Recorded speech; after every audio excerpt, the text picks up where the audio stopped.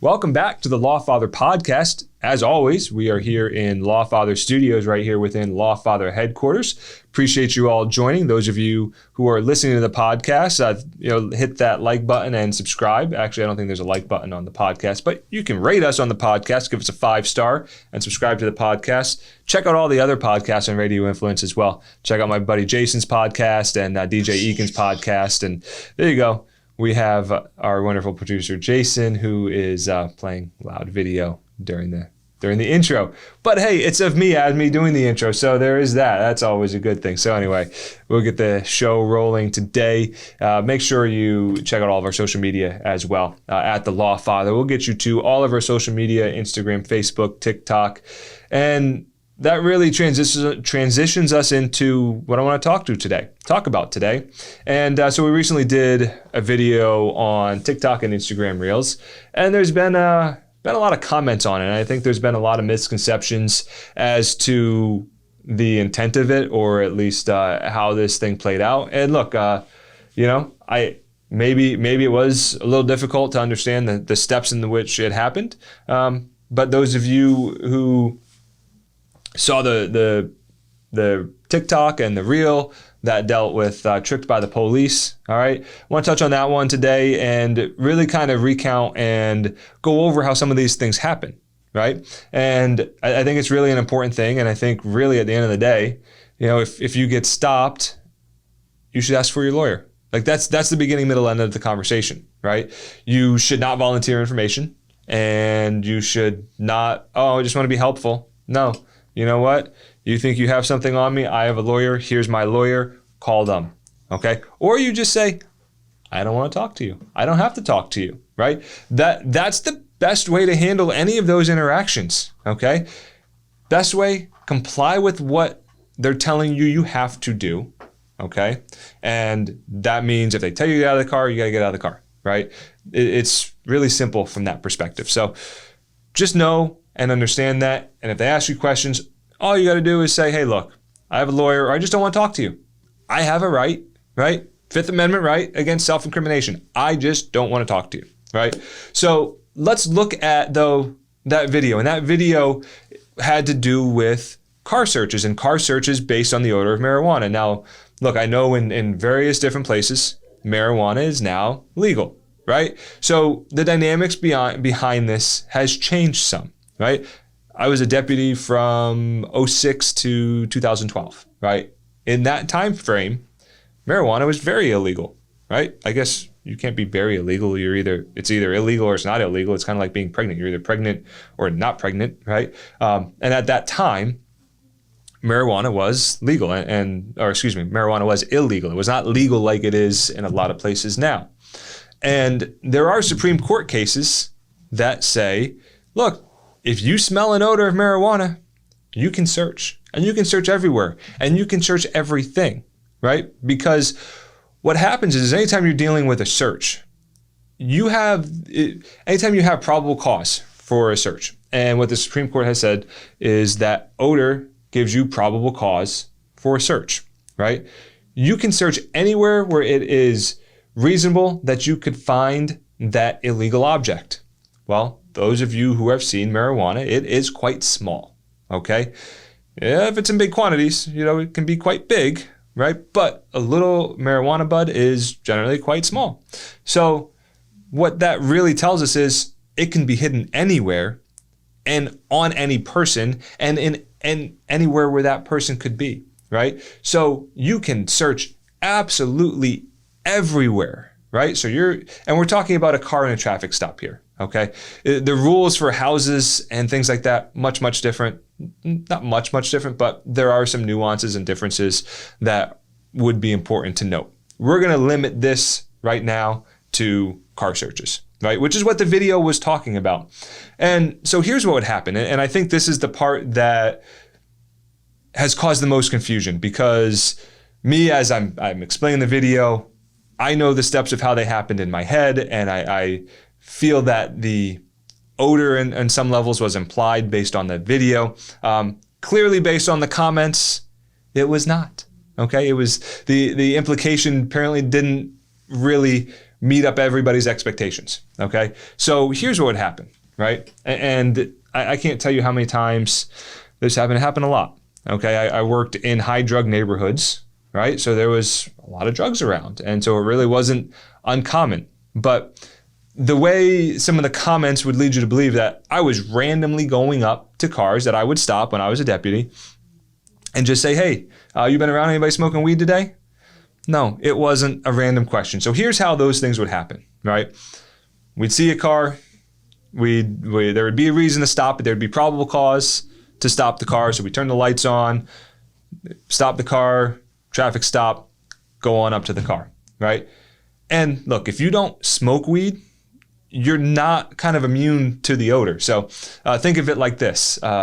If you wear the same cologne all the time, you stop having the ability to smell it because you're used to the smell, right? But those who aren't around you all the time, you walk by them and they can smell it, right? So it's kind of similar to that.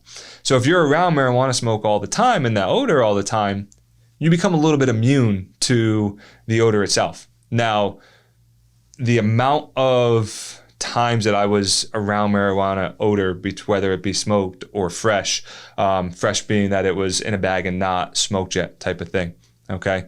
My experience as a deputy, I actually had gotten to the point where I could go, that was smoked marijuana and it was fresh marijuana, right? And there's actually a slight unique difference in the smell. And if you read my police reports, they would actually say, I went up to the car and I smelled an odor of freshly burnt marijuana, or I smelled an odor of fresh unburnt marijuana, right? Because I had gotten to the point where I could tell the difference between the two, right? I mean, it's quite simple when you think about it in one sense because, well, one's been burnt, right? It's a leaf, it catches fire, it smells like it caught fire. And then there's the stuff that, well, hasn't. So the way these stops would play out is we'd stop the car, go up to the car, and you get a little whiff, right? And it doesn't have to be a lot, right? What the Supreme Court says is that just a tiny bit. All you had to do was be able to say that this odor came from this car. Boom, done. Okay, now I have the ability to search. But does that make my case as a deputy a strong case? Maybe, maybe not. There's really not any way to say you did or didn't smell it, right? I guess if you had a slew of reports that said, I walked up to a car, I smelled an odor of marijuana, and I searched the car and I found nothing, right? Then, yeah, maybe you could use that. It would be a stretch, right? Because basically what a lot of the case law deals with is that if you smell it and you say you smelled it, it was there. And there's really not a whole great way to fight that, right? But what I found over time was there were these tricks, and that's where the tricked by the police came into play, was that I came up with these, I'll call them tricks, right? Kind of tricks of the trade, if you will, that made my cases stronger as a deputy, right? Now me on the lawyer side now says, hey, if you're on the receiving end of those questions, stay away from them because they are tricks, right? And it's like this, you come up, you smell an odor of marijuana, you go, okay, I smell weed, I smell marijuana. Okay, all right, great. I'm gonna do my traffic stop. Hey, man, I'm gonna need you to get out of the car for me. And I get out of the car. Hey, have you been around anybody smoking weed today? Yeah, man, I was with my friend and they were smoking weed. Okay, great. Hey, no problem. Now I've taken two things. I smelled it, right, before I asked the question. And then I asked him if he'd been around anybody, right? So now what have I done? I haven't lied to the person. I haven't taken and gone, well, because you said you were around somebody, I'm going to go search your car. No, I smelled the odor, right? Then I asked you the question. You confirmed what I had already had the smell of. I already had the probable cause to go in and search. But what sounds better, right? Does it sound better to go, hey, I smelled an odor of marijuana and just write that in my police report? Or does it sound better if you go, I smelled an odor of marijuana, I asked the person if they had been around anybody smoking marijuana, and then I searched the car and I found marijuana, right? It's much stronger, and quite frankly, it leads to less confrontation, right? Because you've already established that there's an odor, right? And here's where some of the tricks come in. Hey man, it's no big deal if you say you haven't. It's not illegal to have been around anybody smoking weed. But have you been around anybody smoking weed today? And that's how it would play out, right? And that's 100% true. It's not illegal, especially at that time, to have been around somebody who was smoking weed, right? Put it like this, right? Crack is still illegal, okay? There's nothing illegal about you being next to somebody who's smoking crack, right? You're not possessing it. You're not smoking it. I suppose actually, Jason, this is a real interesting tangent, but I suppose that if you really wanted to, you could actually smoke crack without possessing it, because you could just ask somebody to hold it for you and put it in your mouth. And if you don't ever really truly make contact with that pipe, you haven't really possessed it. In California, I believe it was maybe an LA County ordinance way back in the day, back when I think LAPD is always constantly having some problems, but I think it was the Rampart days where they tried to actually make it illegal to get high. That really didn't pass constitutional muster, but small tangent there. So it took a lot of the confrontations down when you started asking, hey, you been around anybody? Oh, okay. Well, hey, I smelled an odor of marijuana, so I'm going to need you to stay here because I'm going to search the car, right? It took a lot of that, hey, man, how dare you? Well, and those of you who can see on video, I got a little bit of a big nose. So, the kind of joke to de-escalate it some would be, hey, man, you see this nose? This nose smells absolutely everything, right? So that would be one of the ways. A lot of the stuff is about de-escalation. But that said, that trick was a way to have a stronger report. So that way, when the state attorney gets it, they see, hey, this is rock solid. The odor was there. The person who was arrested confirmed why there would be an odor there. And oh, by the way, they found drugs, right? I mean, it makes it pretty rock solid. If I get that in as an attorney, I'm going, oh man, we got some problems, right? Especially if the stop's good, right? So if the stop's valid, then you look at the search, and if the search is valid, well, okay. And then you got to look at where the item was found, right? So if we want to look just to take a little bit deeper dive into it, as an attorney, what we're looking at is if that stop isn't valid, meaning that there really wasn't a reason to stop you. So let's say this. Let's say the officer stops you for a stop bar violation. This was really very, very common in what we would do. It was back to being a little bit of a trick. It was state statute. It was completely on the up and up. So what you would do is if the person stopped past the stop bar, right, then you had a reason to stop them. But let's say this. Let's say the person actually stopped before the stop bar and then rolled forward and stopped again. That's actually legal. Okay, that's actually the proper way. If you were to look at the textbook definition of you come to an intersection and there's a stop sign or there's a stoplight, you stop behind that white line, the stop bar, okay? And let's say there's a tree and the tree's in the way and you can't see the traffic on either side. You can then move forward beyond the stop bar. So let's say that happened. You stopped before the stop bar, you rolled forward so you could see you stopped again. Well, that officer comes up, stops you because, hey, you rolled past a stop bar. Well, that would be an improper stop. Everything that happened after that stop would get thrown out. So the search, the find of the drugs, whatever else the case may be, that would all go away, okay? So you look first at the stop. If the stop's good, then you move to the search. Was the search valid? Well, if I smelled an odor of marijuana, and oh, by the way, you confirmed that there was a reason for me to smell marijuana, now my search is good, right? Now, lastly, here's a little nugget, right? Where were those items found, right? Were they found in a backpack with your sister's name on it in your trunk, okay? Well, yeah, I know plenty of cops that would arrest you for that, right? And those of you who have made comments of me being a big, bad cop and liar, okay, I would go, no, I can't arrest you for that, right? I'm going to seize the backpack. I'm going to seize the drugs. I'm going to take those. I'm going to put them in the evidence, right? Maybe have them fingerprinted to see whose they are.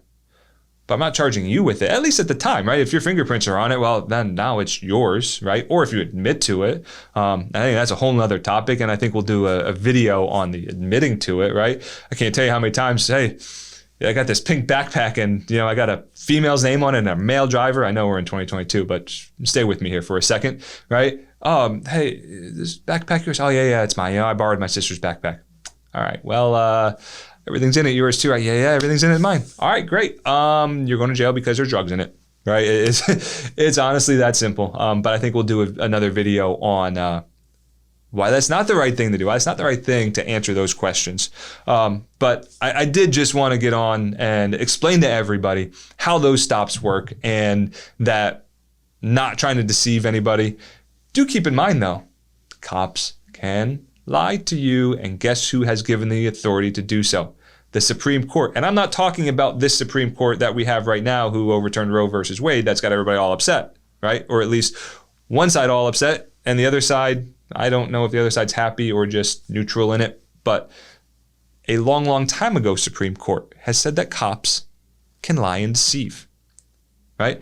So keep a lookout, because I am going to do another video on the lying and deceit and how you can avoid being tricked like that.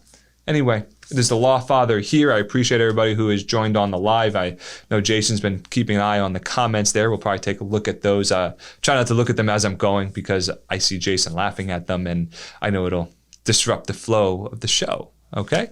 So anyway, check out all my friends on Radio Influence. There are really, really a lot of great shows on there. Everywhere there's podcasts, check it out. This will be up on YouTube. And also, check us out on TikTok, Facebook, Instagram, and whatever future social medias there are. Right here from Lawfather Studios, LFS, Lawfather out.